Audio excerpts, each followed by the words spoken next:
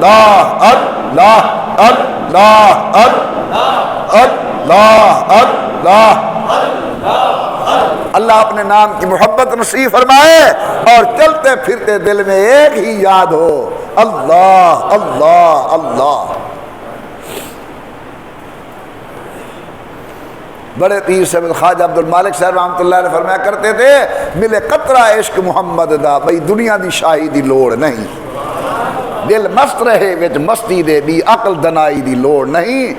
دعا کرو کہ اللہ ہمارے دل کے اندر اپنی اور اپنے حبیب کی محبت کا ایک قطرہ ڈال دیں، معرفت نصیب ہو جائے، آمین ثم آمین ثم آمین۔ اس نے کہا انسان بنانے کی فیکٹری حضرت کی خدمت کے اندر ہے، چلتے ہیں۔ آ گئے، حضرت تھانوی کی بیعت ہونا شیر کی مونچھ کو ہاتھ لگانا تھا، بڑی سختی سے بیعت کرتے تھے، ہر آدمی کو بیعت نہیں کرتے امتحان لے کر۔ ابھی خواجہ صاحب مجاز بھی تھے، خادم خاص بھی تھے، یہ آہستہ آہستہ آگے گئے کہ حضرت جگر آدمی بہت کام کا ہے، اگر بن گیا تو ایک امت کا حصہ سمجھ جائے گا، مہربانی کرے بیعت فرما لیں۔ آپ نے مراقبہ کیا اور مراقبہ کرنے کے بعد فرمایا ٹھیک ہے بلاؤ۔ آ گیا جگر، بیعت فرما دی۔ ٹائم کی قلت کے پیش نظر میں پورا واقعہ عرض نہیں کرتا۔ شراب کا رسیہ تھا، فرمایا جگر میں آپ سے اچھی طرح واقف ہوں، آپ شراب پیتے ہیں، بس مسجد میں شراب نہیں پینی، یہ اللہ کا گھر ہے، مدرسہ لوگوں کے خیرات و صدقات کا بنا ہوا ہے، البتہ میری بیٹھک میں چلو، وہ میں تمہیں کھول دیتا ہوں، وہ میرے ذاتی پیسوں کی ہے، وہاں بیٹھ کر پیتے پلاتے رہو۔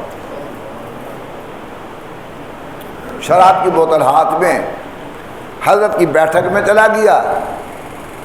حضرت تھانوی گھر گئے، 2 رکعت نماز نفل، صلاۃ الحاجت، اور دعا مانگی، یا اللہ دل تو تیرے قبضہ قدرت میں ہیں، اگر تو جگر کا دل موڑ دے تو میری بیٹھک آج شراب کے نشے سے محفوظ رہ جائے گی، یہاں بڑے بڑے ولی آتے ہیں، اللہ مہربانی کر اسے شراب سے محفوظ رکھ۔ دعا قبول ہوئی۔ صبح آئے، جگر بیٹھا تھا، کیا ہوا؟ پی لی؟ رونے لگیا کہ تو نے کیا آتش حل کردہ پلا دی ساقی، پھونک ڈالا ہے جگر آگ لگا دی ساقی۔ حضرت کہتے ہیں میری توبہ کے گواہ ہو جاؤ۔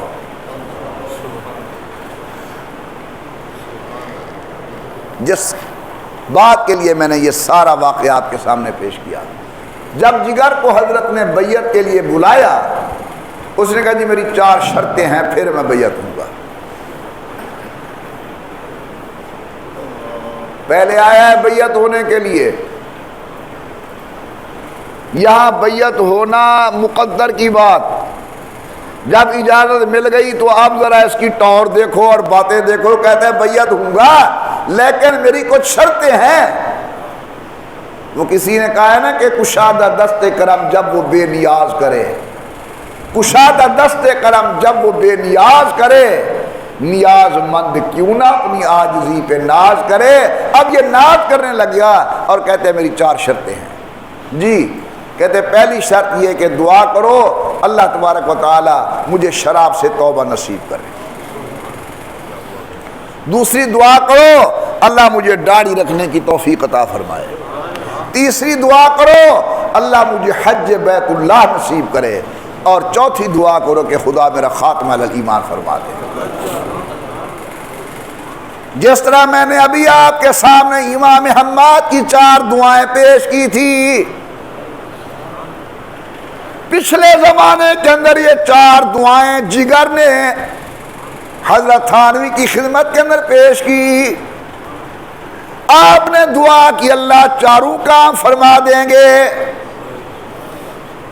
پہلی راہ جگر کو توبہ کی توفیق نصیب، الحمدللہ داڑھی سنت کے مطابق، حج بھی اللہ نے نصیب فرما دیا۔ اب لوگ لکھتے ہیں جگر پریشان تھا، پتہ نہیں خاتمہ میرا کیسے ہوتا ہے، میں نے حضرت کی 3 دعائیں تو اپنی آنکھوں کے سامنے دیکھ لی. لکھا جب اس کا آخری وقت تھا تمام اپنے بچوں کو بلا کر کہتا ہے نمبر 1 میری توبہ کے گواہ ہو جاؤ، نمبر 2 میرا آخری وقت ہے، اشہد اللہ الہ الا اللہ واشہد ان محمد الرسول اللہ. گھڑی ہوتی ہے قبولیت کی. صالحین کی خدمت کے اندر جانے میں سستی نہ کیا کرو، جتنا جلدی میسر ہو آنا جانا رکھو. اسی آنے جانے کی برکت سے بھی اللہ تبارک و تعالی رحمت فرما دیتے ہیں. جو بات میں کرنے لگا ہوں یہ بات بالکل سچی ہے. اگر کسی کو سمجھ نہ آئے تو وہ کہے کہ مجھے سمجھ نہیں آ سکی، کیونکہ تھوڑی سی یہ معرفت کی بات ہے، اہل اللہ کی بات ہے. ہو سکتا ہے میرے کسی بھائی کو سمجھ نہ آئے، اس سے قبل از وقت معذرت. امام راضی رحمت اللہ علیہ امت کے چند گنے چنے علماء سے گزرے ہیں. امام راضی رحمت اللہ علیہ امت کے چند گنے چنے علماء سے، جس طرح امام غزالی، امام سیوطی، اسی طرح حضرت امام راضی. دل میں خیال آیا اللہ والے کے جوتے سیدھے کریں اور اللہ اللہ سیکھیں. چلتے چلتے چلتے راستے میں تمام بزرگان دین سے ملتے ملتے یہ پہنچ گئے حضرت نظام الدین، حضرت نجم الدین کبریٰ رحمت اللہ علیہ کی خدمت کے اندر. یہ واقعہ حضرت شیخ تھانوی نے اپنے ملفوظات کے اندر نقل کیا ہے. پہنچ گئے حضرت نجم الدین کبریٰ رحمت اللہ علیہ کی خدمت کے اندر، اور حسن اتفاق یہ ہے کہ اسی آپ کے منبر پر میں نے یہ واقعہ اپنے والد گرامی قدر کی زبان سے بھی سنا تھا. لیکن عرصے تک میں نے بیان اس لیے نہیں کیا کہ کہیں آپ دیکھوں ہو سکتا ہے مجھے مغالطہ ہو، لیکن الحمدللہ وہ حافظہ درست رہا. جیسے حضرت نے بیان فرمایا تھا حضرت تھانوی نے ویسا ہی لکھا ہے. پہنچ گئے نجم الدین کبریٰ کی خدمت کے اندر. کیسے آنا ہوا؟ یہ فخر الدین ہوں، اللہ اللہ سیکھنے کے لیے آیا ہوں. نام سنا ہوا تھا نجم الدین کبریٰ رحمت اللہ علیہ نے، اللہ کے ولی نے. سننا ذرا غور سے، یہ اللہ والے جو مرض ہو اس کا علاج کرتے ہیں. قابل حکیم یہ نہیں کرتا کہ سر کو درد تو سر میں ہے اور کہے کہ پاؤں کو مرہم لگاؤ. لگو ہی بھوک ہے کہتے ہیں پانی پلاؤ. مرض کا علاج کرتے ہیں. پہلے تشخیص مرض کرتے ہیں کہ آنے والے کو تکلیف کیا ہے. اچھا فخر الدین وہاں سے چلے ہو، راستے کے اندر فلاں اللہ والا ہے. حضرت گیا تھا بس دل مطمئن نہیں ہوا. اچھا فرمایا آگے فلاں بزرگ بیٹھے ہوئے ہیں. حضرت گیا تھا لیکن دل مطمئن نہیں ہوا. اچھا آگے آپ کے راستے میں فلاں اللہ والے ہیں. جی حضور میں ان کی خدمت میں بھی گیا تھا لیکن طبیعت مطمئن نہیں ہوئی. یہاں آ کر طبیعت مطمئن ہو گئی ہے. حضرت نے تاڑ لیا کہ ان کے اندر تکبر کا مرض ہے کہ میرے علم جیسا نہ کسی کا علم ہے نہ میں کسی کا مرید ہوں. تکبر کا مرض ہے. فرمایا بیعت ہو جاؤ. بیعت ہو گئے. ذرا جلدی میں عرض کرتا ہوں ٹائم تھوڑا ہے. بیعت ہو گئے.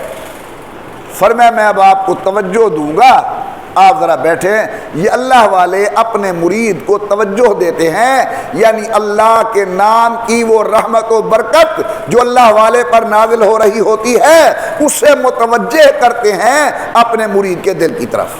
یہ سادہ معنی ہے توجہ کا. توجہ دی تو حضرت امام راضی کو یوں آواز محسوس ہوئی جس طرح کاغذ الٹے جاتے ہیں، کاغذ الٹتے ہیں نا، فر فر فر فر فر فر فر فر فر فر فر فر فر فر فر کی آواز. تو انہوں نے مراقبہ توڑ کے کہنا کہ حضرت یہ کیا ہو رہا ہے؟ تو حضرت نجم الدین کبریٰ نے فرمایا میں تمہارا علم نکال رہا ہوں، یہ اصل مرض تمہاری. رونے لگے، نہیں جی میں نے بڑی مشکل سے یہ علم حاصل کیا ہے، یہ نہ نکالو. حضرت نے فرمایا فخر الدین جب اللہ تجھے وہ مقام دے گا جو میں چاہتا ہوں یہ سارا علم واپس آ جائے گا.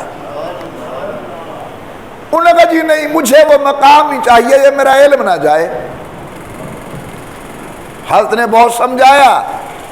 امام راضی چونکہ ابھی اس راہ کے راہ رو نہیں تھے، انہوں نے کہا جی میں بیعت نہیں ہوتا، ختم. بڑی عجیب بات ہے. انہوں نے کہا میں بیعت نہیں ہوتا، بس میں جاتا ہوں، مہربانی کرے، میں نے تو بڑی مشکل سے یہ علم حاصل کیا.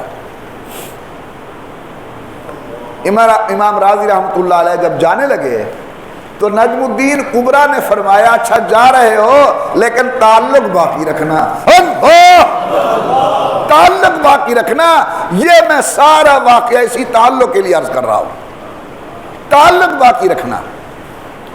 انہوں نے جی تعلق باقی رکھوں گا. اب حضرت نجم الدین سے کوئی آدمی ادھر جاتا یہ سلام بھیج دیتے، کوئی وہاں سے آ رہا ہوتا تو وہ سلام حضرت کی خدمت کے اندر بھیج دیتے. بس یہ تعلق رہا. لکھا ہے اکابر نے امام راضی کا آخری وقت ہے. یہ متکلم اسلام تھے.